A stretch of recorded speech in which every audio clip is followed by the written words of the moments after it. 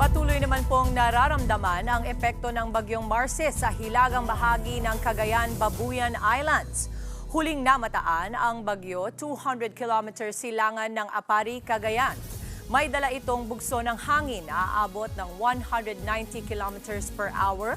Posibleng maglandfall ang bagyong Marces sa Babuyan Islands o sa hilagang bahagi ng mainland Cagayan, Ilocos Norte at Apayao. Mapapanatili ang lakas nito sa paglandfall sa mga lugar na yan. Nakataas na po ng signal number 4 sa hilagang bahagi ng mainland Cagayan, kabilang ang Babuyan Islands at sa Santa Marcela sa Apayao. Signal number 3 naman po sa southern portion ng Batanes, natitirang bahagi ng Cagayan at Apayao, pati na rin sa Ilocos Norte at northern portion ng Abra. Isinailalim din sa signal number 2 ang natitirang bahagi ng Batanes, Hilaga at gitnang bahagi ng Isabela, natitirang bahagi ng Abra. Kabilang din dyan ang Kalinga Mountain Province, mga hilagang bahagi ng Ifugao at Benguet, La Union at Ilocos Sur. Signal number 1 naman sa natitirang bahagi ng La Union, Pangasinan, natitirang bahagi ng Ifugao, Benguet, Isabela, pati na rin po sa Quirino, Nueva Vizcaya, northern at central portions ng Aurora, northern portion ng Nueva Ecija at Zambales. Samantala, ramdam na rin ang epekto ng bagyong Marces sa Cagayan. Para bigyan po tayo ng update, makakausap natin sa linya ng ating telepono si Cagayan PDRRMO Chief Rowelly Rapsing. Magandang umaga po sa inyo, sir. Magandang umaga po sa inyo at sa inyo po mga taga-subaybay. Kumusta po ang sitwasyon natin dyan, sir? We're experiencing more than 120 km per hour gustiness ng hangin po. Dito tayo ngayon sa Gonzaga Municipality, of which kasama po ito doon sa nailagay sa signal number 4. Among the coastal municipalities. Ano-ano po yung mga pinaka-apektadong ng bagyong Marce po dyan sa Cagayan? Well, yung coastal municipalities natin kung saan dadaan si Marce sa Babuyan Channel, yung mga coastal municipalities po natin sa Santa Ana, Gonzaga, Santa Teresita, Puquay, Apari, Palestero, Sabulog, Pamplona, and Sanchez Mira and Claveria. Ito yung dadaanan niya. While the rest of the province po ay signal number 3.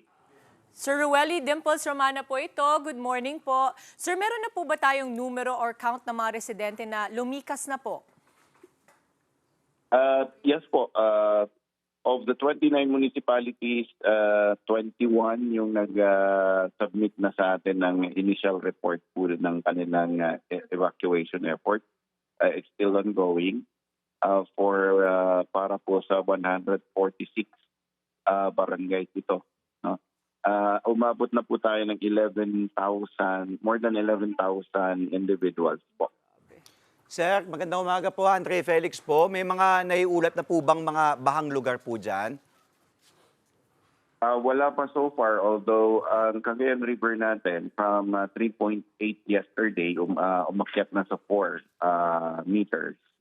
Nasa alarm level na tayo. Although sa level na yan, wala pa tayong flooded low-lying area. Kapag umakyat pa lang sa 6 meters, saka pa lang po tayo nagkakaroon ng mga flooded low-lying areas.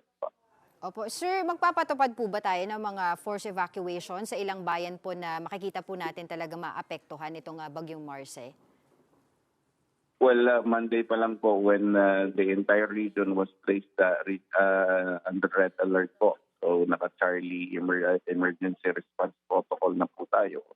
Meaning all evacuation efforts are forced evacuation na po. Ang preemptive po nasa Bravo emergency response protocol lang po.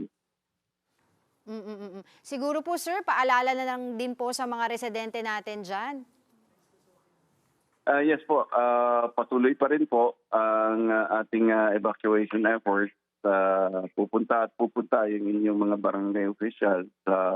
Hindi po iinto yung ating mga barangay officials hanggat hindi kayo nadadala po sa mas bigtas na lugar Tayo ngayon po ay nakakaranas na dito sa mga coastal municipalities natin ng more than 120 km per hour gustiness ng hangin.